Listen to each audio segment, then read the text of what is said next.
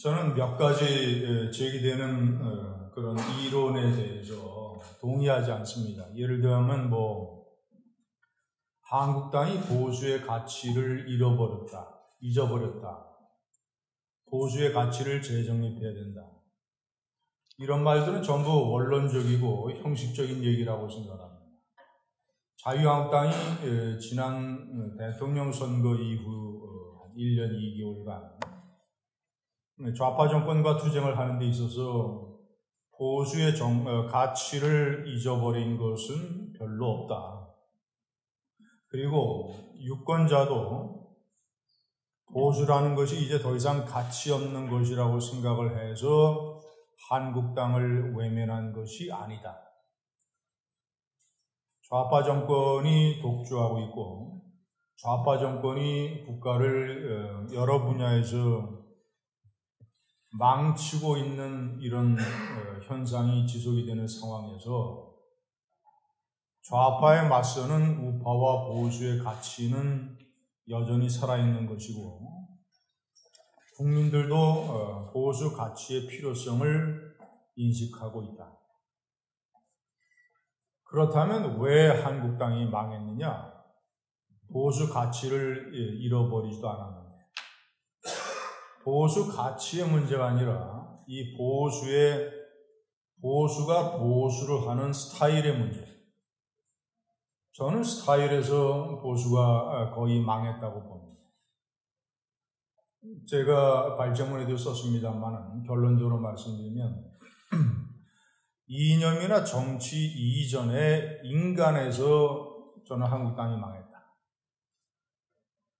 보편적이고 합리적이고 순리적인 사고방식을 가지고 있는 다수의 유권자가 보수뿐만 아니라 중도 다수의 유권자가 이 인간적인 도리, 공동체로서의 최소한의 도리 이것을 지키지 못하고 거의 난행에 가까운 일들을 저지르는 한국당에게 정이 떨어졌다. 저는 이렇게 진단을 합니다.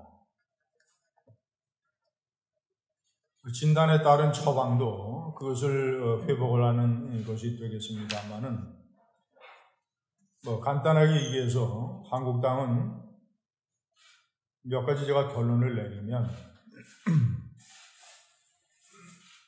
정권을 빼앗기고 대통령 선거에서 패배한 것의 주된 책임은 당시의 정권과 당을 운영했던 세력에게 있습니다. 박근혜 대통령과 친박계. 그것이 1차 패망. 이번에 완전히 확인 사살을 하게 된 2차 폭망의 주된 책임은 그 이후의 당을, 대통령 선거 이후의 당을 주도적으로 끌고 왔던 홍준표 대표와 비박계, 복당파, 저는 이 사람들에게 주된 책임이 있다고 봅니다. 한 번은 친박이 당을 망쳤고 이번에는 비박이 당을 완전히 작살냈습니다. 여러 가지 원인과 이 경과는 다르겠습니다만 그래서 결론적으로 얘기하면 두 번의 패망에 책임이 있는 양대 세력은 이제 계파 전쟁을 종전하고 두 계파가 다 뒤로 물러나고 계파 색깔이 엷고 중도적인 중도 세력, 당내의 중대 세력 플러스 외부의 새로운 세력을 수혈을 해서 당내 중도 세력 플러스 외부 신세력이 합쳐져서 이 당을 재건을 해야 됩니다. 자, 1차 패망의 책임을 지고 친박계가 제대로 어떤 반성이나 변화의 모습을 보이지 않았기 때문에 많은 중도 유권자들이 한국당에 등을 돌렸습니다. 친박계가 지금 몇몇 분이 감옥에 가 있고 이런 것을 제외하고는 그리고 이정현 전 대표가 탈당을 하고 이 정도를 제외하고는 그동안에 무슨 반성과 쇄신의 모습을 보였습니까? 최근에서야 서초원 전 대표가 탈당을 했지 않습니까? 일반 유권자들은 잘 모르겠습니다만 탈당이라고 하는 게 왜 중요하냐? 당을 나가야 되는 게. 양계파의 리더가 되는 사람들이 당을 나가야, 예를 들자면 양계파가 끼리끼리 모여서 또다시 당권을 차지하려고 한다라는 의심에서 벗어날 수가 있습니다. 좌장이 나간다고 해서 모일 사람들이 안 모이는 것은 아니겠지만 어쨌거나 좌장이 이 당을 떠나야 그런 오해의 상당 부분을 불식시킬 수가 있습니다.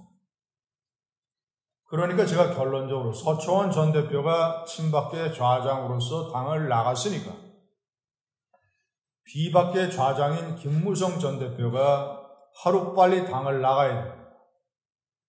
그래서 예를 들자면 김무성 전 대표가 다시 좌장이 돼서 비박계가 모여서 차기 전당대회에서 다시 당권을 잡아서 다음번에 공천권을 행사를 해서 또다시 보수 우파를 난도질할지 모른다라는 오해에서 벗어나기 시작할 수가 있습니다. 그리고 홍준표 대표와 같이 양대 산맥으로서 당을 이끌어왔던 김성태 원내대표, 대표적인 비박계의 리더 아닙니까? 그리고 당을 떠났다가 복당한 복당파의 리더 아닙니까? 1차적으로는 이번 지방선거 패배에 주된 책임이 있는 비박계의 리더로서의 책임, 두 번째는 원내대표라는 당의 제2인자로서의 책임, 세 번째는 원래 당이 가장 어려울 때 당을 떠나고 그 당을 공격하고 그러다가 홍준표 대표의 편의적인 계산을 바탕으로 해서 홍준표 대표의 당권 강화 전략의 일환으로 복당했던 정치인들, 원래 당을 떠났다가 다시 들어오는 사람들은 두 가지를 해야 됩니다. 하나는 사과, 또 하나는 백의종군. 그것이 정치 이전의 인간적인 도리입니다. 모든 공동체와 조직이 운영되는 기초적인 원리이고, 어느 누가 그렇지 않아도 당을 버리고 떠난 것에 대해서 분노가 쌓여 있는데 많은 보수 유권자들이 돌아와서 사과도 하지 아니하고 당의 권력의 요직을 전부 다 차지하면서 다시 당권을 장악하니까 제가 발전문에 썼듯이 집토끼들의 상당수가 이번에 투표장에 가지 않고 한국당의 회초리를 안긴 것 아니겠습니까? 지방선거에서 한국당을 찍어줬다가는 다시 홍준표 대표와 복당파가 당권을 다시 잡아서 홍 대표가 다시 출마해서 당권을 잡겠다고 얘기를 했으니까 그 사람들이 다시 당권을 잡아서 다음번 총선 때 공천을 완전히 난도질하고, 그러면 이것은 완전히 1차, 2차 패망에 머무는 게 아니라 완전히 이 당이 사라질지도 모른다. 국회의원 수가 20명, 30명으로 쪼그라들지도 모른다. 그렇게 되면 한국당이 많은 게 문제가 아니라 보수 우파가 괴멸되고 대한민국이 망하게 생겼다.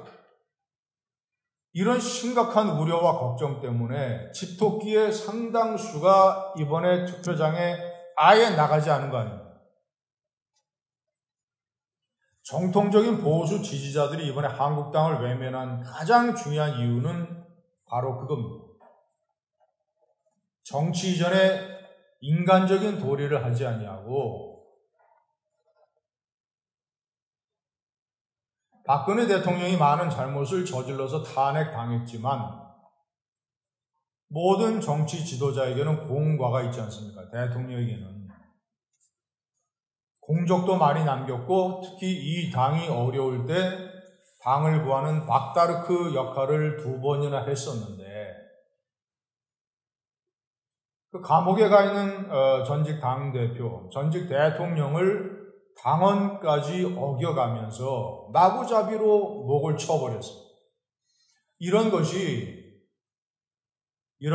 박근혜 정치의 당위성 여부를 떠나서 인간적인 도리에서 도저히 많은 보수 유권자들이 용납을 할 수가 없었던 것.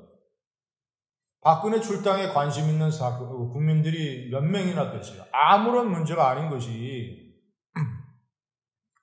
그를 당권 강화와 복당파의 복당을 위해서 밀어붙여서 많은 보수 유권자들의 민심이 떠나가게 만들었습니다. 2번째, 산토끼들, 그러니까 중도파, 무당파, 산토끼들을 누가 뺐느냐가 선거 아닙니까? 이번에 산토끼들이 대거 문재인 집으로 갔습니다. 완패를 당했어요. 산토끼들은 왜 떠났느냐? 산토끼의 상당수는 박근혜 탄핵에 대해서 찬성하는 유권자들입니다. 그 사람들은 박근혜 문제보다는 예를 들어서 박근혜 친박 세력이 변화를 보여주지 못한 데에 대해서 실망한 부분도 있지만 저는 그것은 부분적인 것이라고 보고 대부분 산토끼가 떠난 이유는 이 한국당이 보여주는 아주 구태의연한 구보수, 올드보수, 세련되지 못하고 분열되고 기동성도 없고 하는 그런 면에서 중도파 유권자들은 등을 돌렸습니다. 아까 제가 말씀드린 집도끼가 달아난 것과는 조금 다른 이유로 한국당은 아까 제가 말씀드렸다시피 보수적 가치에서 별로 잘못한 게 없는데 똑같이 옳은 얘기를 해도 말하는 언행의 품격이나 아니면 홍보 스타일이나 아니면 당을 운영하는 어떤 그 운영의 세련됨이나 이런 면에서 시대의 변화를 따라가지 못하고 있다. 문재인 청와대 정권과 더불어민주당에 비해서 저는 절반도 안 된다고 생각합니다. 제가 마지막에 썼습니다만 이 좌파 문재인 정권의 탁현민이라고 하는 탁월한 기획가가 있어서 20대, 30대, 40대의 표를 쓸어 담지 않습니다. 그렇지 않아도 세상의 문제에 대해서 깊은 인식이 없는 20대, 30대, 40대들인데 그렇지 않아도 이 문별천과 언론 때문에 좌파 정권이 잘못하는 것을 잘 알지 못하는 20대, 30대, 40대들인데 그 사람들의 관심을 1차로 끌고 그 사람들과 대화하고 당신들이 좌파 정권에 대해서 뭘 잘못 알고 있다. 세상이 잘못 돌아가는 것을 당신들은 이러이러해서 잘 모른다라는 것을 알려주려면 그 사람들의 관심을 끌고 그 사람들에게 매력을 느낄 만한 요소를 가지고 있어야 되는데 탁현민이는 20대, 30대, 40대에 급소를 찌른 사람입니다.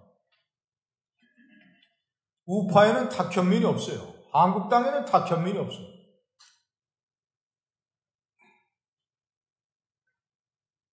과거 70년대, 80년대의 광고 기획자들 같은 사람들만 있습니다.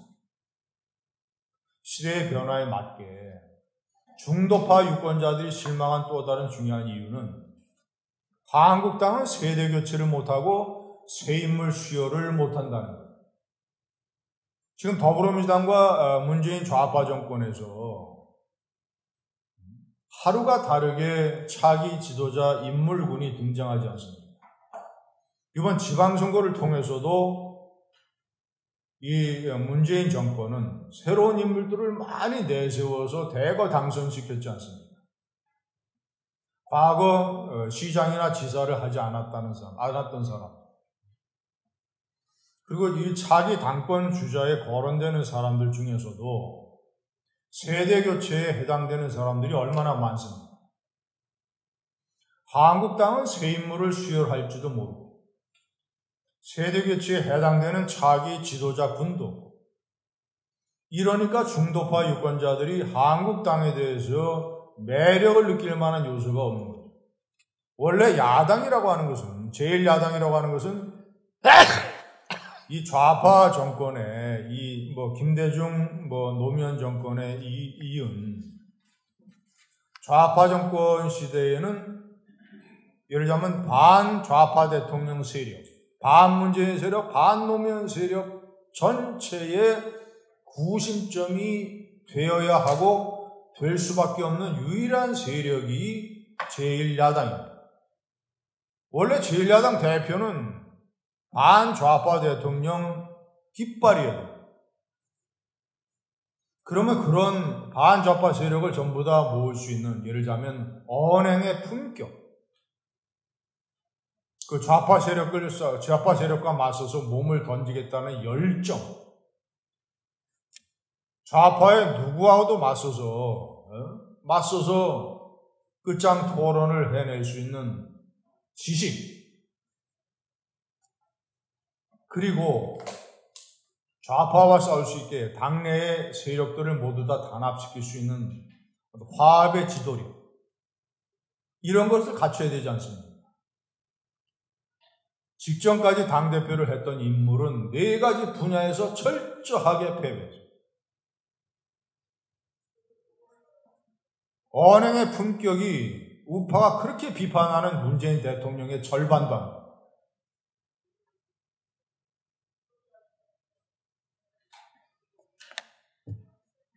그 지도자를 당대표로 뽑았던 이유가 그 당시에 좌파와 싸울 만한 투쟁력을 가진 사람이 다른 대안이 별로 없다라는 많은 당원과 보수파 국민들의 판단 때문 아니었습니까? 좌파하고 싸우라고 당대표를 시켜놨더니 총구를 내부로 돌려가지고 자기를 위해서 대통령 선거운동 했던 사람들을 전부 다 총질을 해야 되고, 다른 당의 대통령 후보를 위해서 선거운동을 했던 사람들을 전부 다 꽃가마를 태워서 권력의 이용입니다. 그러니까 국민 이전에 어떤 당원들이 이 당에 대놓고 충성스럽게 선거운동을 하고 당원 활동을 하겠습니까? 어떤 바보 같은 당원들이. 당이 당대표의 리더십서부터 완전히 철저하게 위계질서와 도덕과 순리에서 무너져 내려라. 몇몇 사람들의 정치적 이해관계에 관해서 얘기하는 것이 아닙니다. 상식적으로 국회의원들께서 지역구에 가서 이 유권자들의 얘기를 많이 들으셨을 거 아니에요. 저런 당에게 어떻게 표를 달라고 할 수 있겠느냐? 내가 양심상 저런 당을 어떻게 찍겠느냐?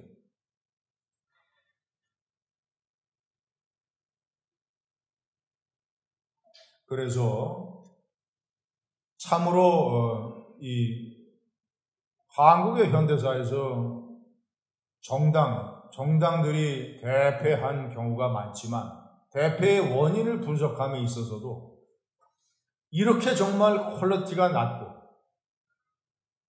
정말로 그 수준이 낮은 원인 때문에 거대한 세력이 무너진 사례가 없어요. 노무현 정권이 패퇴할 때도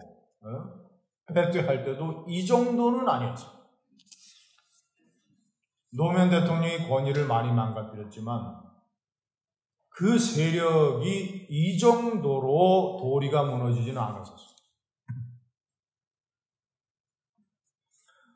이제 어떻게 해야 되느냐? 순리를 지키지 못하고 정치 이전에 인간에서 실패한 정당이기 때문에 망했으므로 우리가 180도 다르게 하면 돼요. 180도 다르게. 보수 가치를 지키는 데는 별로 잘못하지 않았으니까 자유민주 보수 가치를 지켜나가면서 좌파 정권의 급소인 민생, 일자리, 경제, 이 부분을 집중적으로 파고든다. 두 번째는 이 많은 국민이 보기에 지긋지긋한 이 계파 갈등, 이것을 해소하고 다시 태어나야 된다. 아까 말씀드린 대로 친박, 비박은 다 뒤로 물러나고 당내 중도 세력과 외부의 새 인물이 합쳐진 신세력이 비대위와 차기 당권을 주도해야 된다. 세 번째, 현실적으로 인적 청산이라고 하는 것은 세대 교체를 통해서 달성될 수밖에 없습니다. 아무리 예를 들자면 연판장을 돌려서 몇 선 이상들은 책임지고 나가라, 또 일부 세력에서는 특정인을 거명할 태세인 모양인데, 사실 그런 방법들은 또 다른 분란을 일으키고 상당히 한계가 있습니다. 왜냐하면 기준을 설정을 하는 데에 3선, 4선 이상들은 총선 불출마를 선언해라. 아니 그러면 초선, 재선 중에 더 책임 있는 사람이 없습니까? 예를 들자면 3선, 4선이라고 해서 의정활동을 올바르게 해서 하고 유권자들의 지지를 받는 사람이 없습니까? 그러니까 그런 기준은 제가 봤을 때는 상식적이지 않아요. 합리적이지 않습니다. 선거 패배 때마다 그런 식의 인적 청산이 있었지만 다 실패했어요. 성공하지 않았습니다. 왜냐? 기준이 애매모호하고 신상필벌이라고 하는 것은 자로 잰 듯이 정확해야 됩니다. 구체적으로 그 사람이 해당 회의가 있었으면 총선 불출마를 선언하기 이전에 당의 윤리위원회에 회부돼서 징계를 받아야 돼요. 내가 뭘 잘못했느냐? 내가 징계받을 일이 뭐가 있느냐? 저 사람은 나보다 잘했느냐? 나는 이러이러한 의정활동을 했다. 라는 식으로 당사자들이 반박을 하면 누가 그 사람을 납득시킬 수가 있겠습니까? 그러니까 인적 청산이라고 하는 것은, 인적 쇄신이라고 하는 것은 정치적으로 최소한도로 많은 사람들이 납득할 수 있는 최소한의 선. 예를 들자면 서청원, 김무성의 탈당, 김성태 원내대표의 퇴진, 플러스 친박계와 비박계 중에서 여전히 많은 사람들이 보편적으로 정말이지 지금까지의 사태에 책임이 있다라고 느껴지는 일부 추가 인사의 정치적인 책임, 플러스 자발적인 총선 불출마 선언, 이런 것들로 한정되어져야 하고, 진정한 인적 쇄신은 친박과 비박이 이선으로 물러나고 세대 교체가 이루어져야 됩니다. 모든 정당은 한국의 현대사에서 세대 교체로 발전이 되어 왔습니다. 과거 1970년대에 40대 기술원뿐만 아니라 노무현 대통령 당선 자체가 한국 정치의 세대 교체라는 과제를 완성시킨 겁니다. 지금 저 좌파 세력과 더불어민주당 내에서 벌어지고 있는 세대 교체, 앞으로 벌어질 좌파 세력의 세대 교체, 많은 얼굴들이 있지 않습니까? 임종석, 김경수, 김부겸, 김영춘, 우상호, 박영선, 이재명, 기타 등등.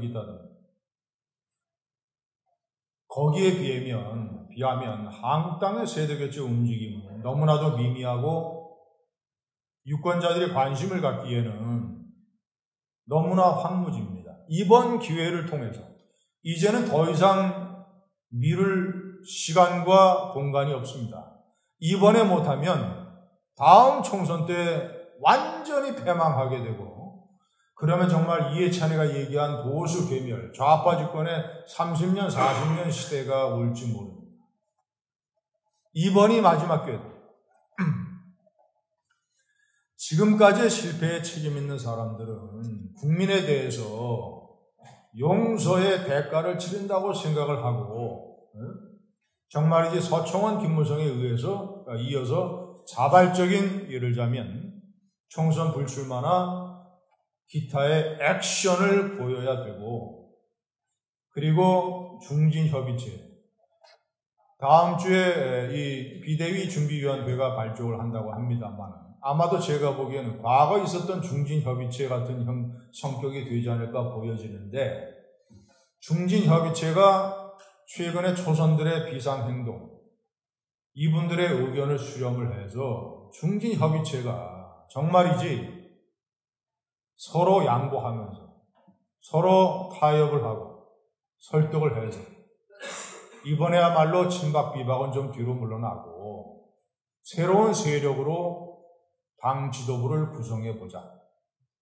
이렇게 나가서 새로운 지도부가 외부의 새로운 인물들을 수혈을 해서 당의 개혁 작업을 추진하고 그것을 바탕으로 해서 점진적으로 당의 지지율을 회복을 하고 20개월 후에 총선에 대비해야 된다. 이렇게 생각합니다. 감사합니다.